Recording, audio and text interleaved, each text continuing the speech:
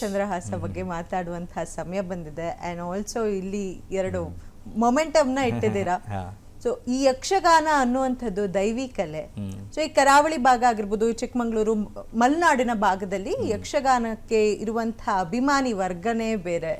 So ಯಕ್ಷಗಾನನ ಸಂಜೆ ಒಂದು 5-7-8 ಗಂಟೆಗೆ ಶುರು ಆದ್ರೆ ಬೆಳಗಿನ ಜಾವ ತನಕ ನೋಡೋದು ಅದೊಂಥರ ಒಂದು ದೊಡ್ಡ ಜಾತ್ರೆ. ಅಷ್ಟೇ ಅಲ್ದಿರ ಅದಕ್ಕೆ ಅದರದ್ದೇ ಆದಂತಹ ಮಹತ್ವತೆ ಇದೆ. ಭಕ್ತಿಯಿಂದ ನೋಡ್ತಾರೆ, ಹರಕೆಗಳನ್ನ ಕಟ್ಕೋತಾರೆ. ಸೊ ಈ ಕರಾವಳಿ ಮೂಲದವರಾಗಿದ್ದು ತಾವು ಏನ್ ಸರ್ ಇತ್ತೀಚೆಗಷ್ಟೇ ಬ್ಲಾಕ್ ಬಸ್ಟರ್ ಹಿಟ್ ಆಯ್ದಂತಹ ಕಾಂತಾರ ಸಿನಿಮಾದಲ್ಲಿ ದೈವ ದರ್ಶನ ಮಾಡಿಸಿದ್ರಿ. ಈಗ ಯಕ್ಷಗಾನದ ಮುಖಾಂತರ ಯಕ್ಷ ದರ್ಶನ ಮಾಡಿಸ್ತಾ ಇದ್ದೀರಾ. ಸೊ ಯಾಕೆ ಈ ಒಂದು ಕಾನ್ಸೆಪ್ಟ್ ತಮ್ಮ ತಲೆಗೆ ಹೊಳಿತು? ಹೇಗೆ ಶುರುವಾಗಿದ್ದು? ಹೇಗೆ? ಒಂದು 12 ವರ್ಷದ ಕನಸು ಈ ಯಕ್ಷಗಾನವನ್ನು ಬೆಳ್ಳಿ ತರಬೇಕು ಅಂತ. ಬಹುಶಃ ಆ ಕಾಲಘಟ್ಟದಲ್ಲಿ ನನಗೆ ಅನುಭವಗಳು ಸಾಕಾಗಿಲ್ಲ, ಫೈನಾನ್ಷಿಯಲ್ ಸಪೋರ್ಟು ಸರಿಯಾಗಿ ಆಗಲಿಲ್ಲ.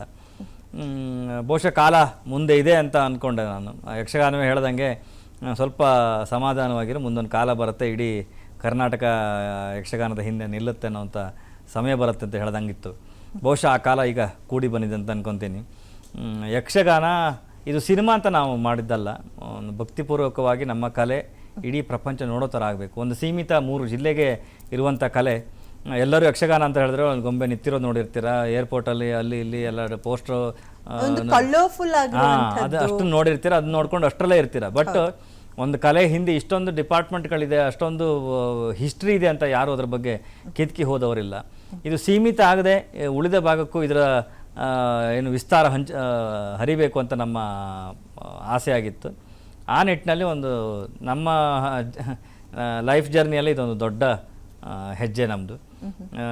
ಈ ಮಟ್ಟದ ಅಚೀವ್ಮೆಂಟ್ ನಾವು ಮಾಡ್ತೀವಂತ ನಮಗೆ ಗೊತ್ತಿರಲಿಲ್ಲ. ಸಿನಿಮಾ ಮಾಡಿದಂಥ ಖುಷಿ ಹೇಗಿದೆ ಹೇಳಿದ್ರೆ, ನಾವು ಒಂದು ದೊಡ್ಡ ಒಂದು ಆತ್ಮತೃಪ್ತಿ. ಏನೋ ಈಗ ಇದು ಆಪ್ತಮಿತ್ರ ಚಿತ್ರದಲ್ಲಿ ವಿಷ್ಣುವರ್ಧನ್ ಅವ್ರ ಮೇಲಿಂದ ಕೆಳಗಡೆ ಬಂತವಾಗ ಅವ್ರ ಮುಖದಲ್ಲಿ ಖುಷಿ ಇರುತ್ತೆ, ನೀವು ತಪ್ಪು ಮಾಡಿದ್ರಿ ಅಂತ ಇವ್ರು ಹೇಳ್ತಾರೆ. ಬಟ್ ವಿಷ್ಣುವರ್ಧನವರು ಬರೇ ನನಗೆ ಇಲ್ಲ, ನಾನೇನು ಮಾಡಬೇಕು ಅದು ಮಾಡಿದ್ದೀನಿ ಅಂತ.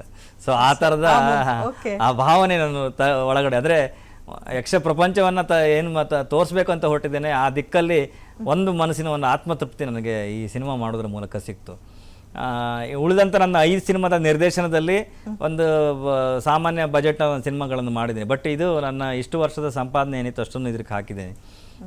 ಉದ್ದೇಶ ಇಷ್ಟೇ, ಇದು ಪ್ರಪಂಚ ತಿರುಗಿ ನೋಡೋ ಥರ ಆಗಬೇಕು. ನಮ್ಮ ಕಲೆಯನ್ನು ಸೀಮಿತ ಆಗಿರುವಂಥದ್ದನ್ನ ಇದು ಎಲ್ಲ ಶಾಲೆಯ ಪಠ್ಯಪುಸ್ತಕದಲ್ಲೂ ಬರೋ ಥರ ಆಗಬೇಕು. ಶಾಲೆಯಲ್ಲಿ ವಾರ್ಷಿಕೋತ್ಸವಕ್ಕೆ ಯಕ್ಷಗಾನ ಆಡೋ ಥರ ಆಗಬೇಕು.